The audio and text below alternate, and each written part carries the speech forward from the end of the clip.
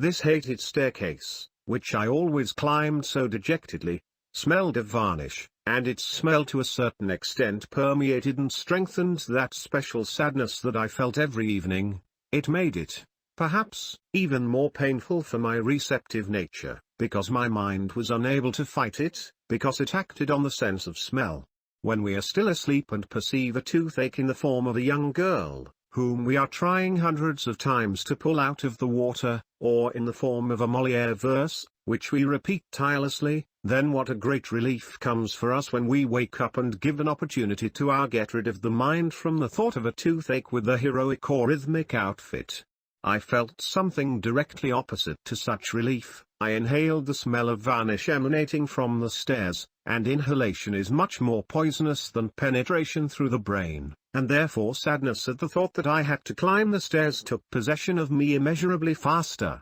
almost instantly, insidiously and at the same time rapidly. When I got to my room, I had to lock myself tightly, close the shutters, dig my own grave, throwing back the blanket, and put on a shroud in the form of a nightgown.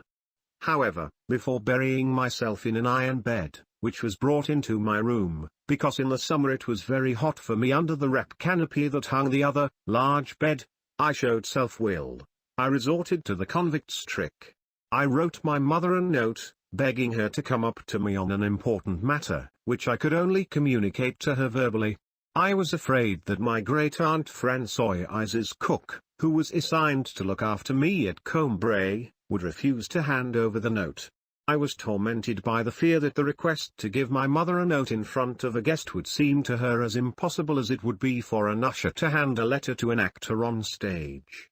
Françoise had her own code of do's and don'ts, strict, extensive, cunning and implacable, with incomprehensible and unnecessary distinctions, which gave it a resemblance to the ancient laws, which were so fierce that they ordered the killing of infants and at the same time, they showed excessive scrupulousness, forbidding the boiling of a kid in its mother's milk or eating the sciatic nerve of an animal. If we judge Françoise's code of laws by the sudden stubbornness with which she refused to carry out some of our orders, then one involuntarily comes to the conclusion that the complexity of social relations and secular subtleties provided for by this code could not have been suggested to Françoise by her environment and the way of life of a village servant. Obviously, deep French antiquity lived in it, noble and inaccessible to the understanding of others. So in industrial cities an old building testifies that it used to be a palace. The workers of a chemical plant are surrounded by elegant sculptures depicting the miracle that happened to Saint Theophilus, and 4 sons Imona.